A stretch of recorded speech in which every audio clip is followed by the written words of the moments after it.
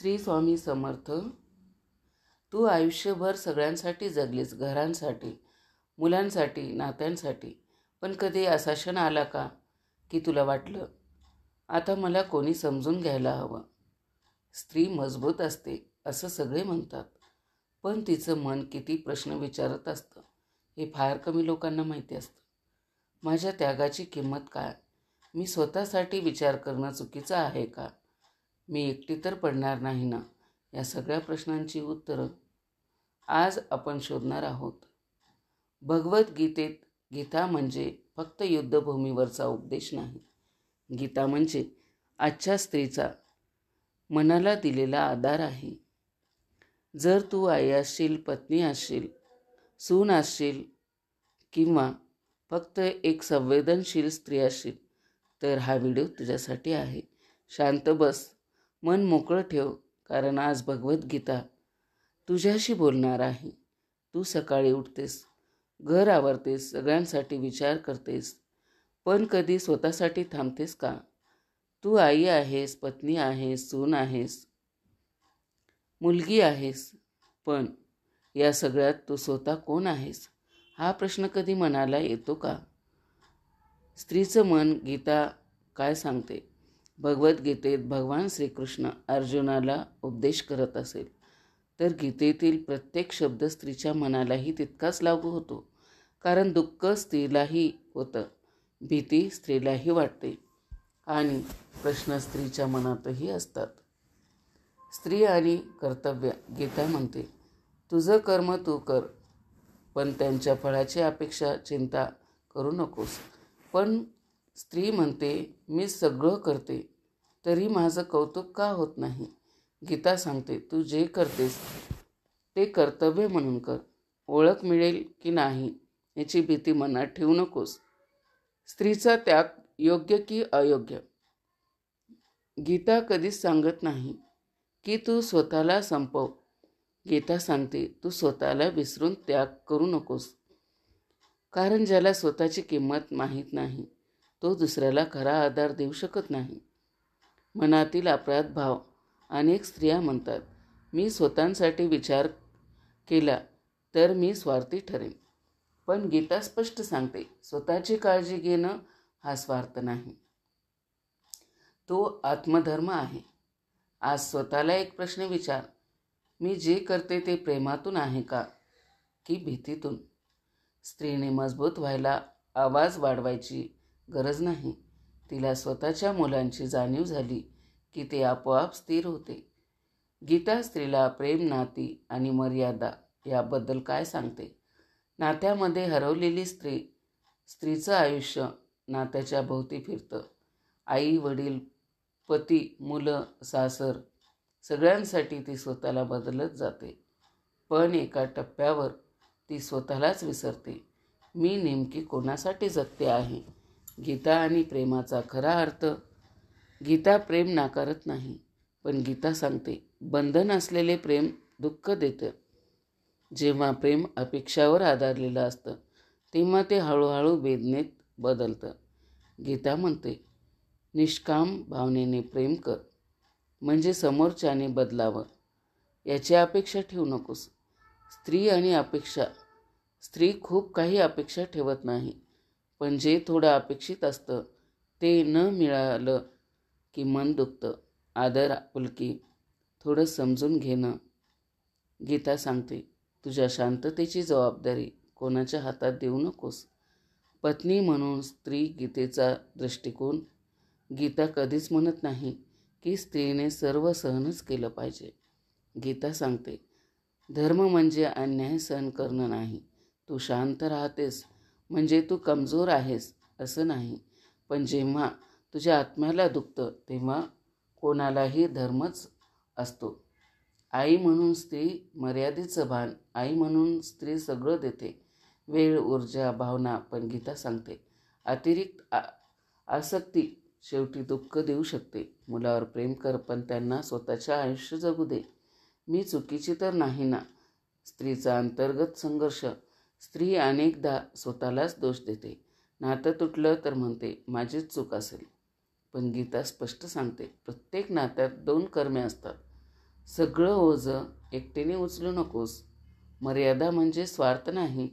मर्यादा घालणं हा स्वार्थ नाही, तो स्वतःचा सन्मान आहे. गीता सांगते, जो स्वतःचा आदर करत नाही त्याला जग आदर देत नाही. आज स्वतःला विचार, मी ही नातं प्रेमातून निभावते आहे का, की फक्त भीतीतून? गीतेचा स्त्रीसाठी खास संदेश. तू कोमल आहेस म्हणून कमजोर नाहीस. तू सहनशील आहेस म्हणून तुझ्या वेदना कमी होत नाही. गीता तुला मजबूत व्हायला सांगते, पण कठोर व्हायला नाही. नाती जपा, पण स्वतःला विसरू नकोस. कारण जेव्हा स्त्री स्वतःशी जोडलेली असते तेव्हाच ती इतरांना खरा आधार देऊ शकते. स्त्री, त्याग आणि आत्मसन्मान या तिन्ही गोष्टी गीतेनुसार कशा संतुलित ठेवायच्या? मी खूप सहन केलं आहे. अनेक स्त्रिया मनात म्हणतात, मी खूप सहन केलं आहे, पण कुणाला कधी कळलंच नाही. कारण स्त्रीला लहानपणापासून शिकवलं जातं, सहन करणं म्हणजेच चांगुलपणा. गीता आणि त्याग चुकीची समज. गीता कधीच सांगत नाही की तू स्वतःला विसर. गीता सांगते, त्याग तोच योग्य जो शांतता देतो. जो त्याग तुला आतून रिकामा करतो तो धर्म नाही, तो थकवा आहे. स्त्रीचा त्याग कुठे थांबायचा? स्त्री सतत देत राहते, वेळ देते, भावना देते, स्वप्न बाजूला ठेवते. पण गीता विचारते, तू स्वतःला कधी दिलंस? आत्मसन्मान म्हणजे अहंकार नाही. अनेक स्त्रियांना वाटतं स्वतःचा विचार करणं म्हणजेच अहंकार. पण गीता स्पष्ट सांगते, आत्मसन्मान हा अहंकार नाही, तो आत्मजाणीव आहे. सहनशीलता आणि अन्याय यात फरक. स्त्री खूप सहन करते, पण प्रत्येक सहन करणं पवित्र नसतं. गीता सांगते, अन्याय सहन करणं हा अधर्म आहे. तू शांत आहेस म्हणून चुकीचं सगळं मान्य करायचं नसतं. सीमा. गीतेचा मौन संदेश. गीतेत सीमा हा शब्द नाही, पण अर्थ आहे. स्वतःची सीमा ओळखणं हा आत्मजनांचा पहिला टप्पा आहे. जिथे तुझी शांत संपते तिथे सीमा सुरू होते. स्त्री आणि अपराध भाव. जेव्हा स्त्री नाही म्हणते तेव्हा तिला अपराधी वाटतं, पण गीता सांगते, नाही म्हणणं कधी कधी सर्वात योग्य कर्म असतं. एक छोटं उदाहरण.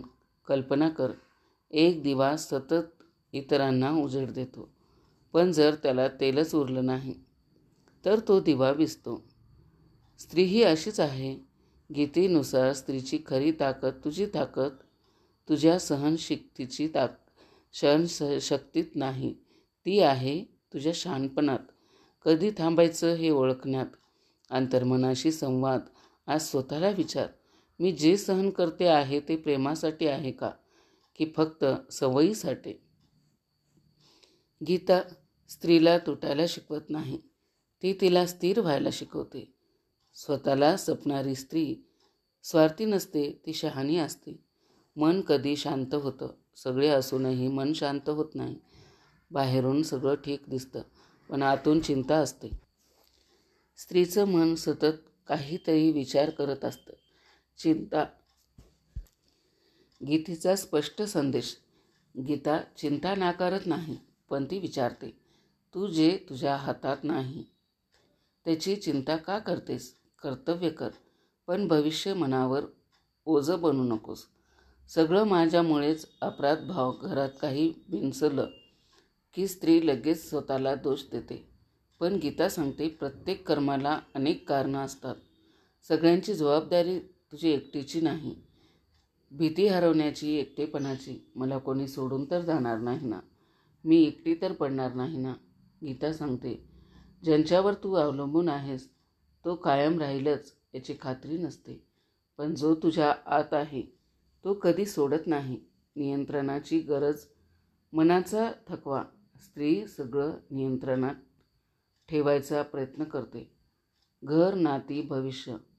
पण गीता सांगते, नियंत्रणाचा हट्ट मन थकवतो. वर्तमानात जगणं. गीतेची गुरुकिल्ली.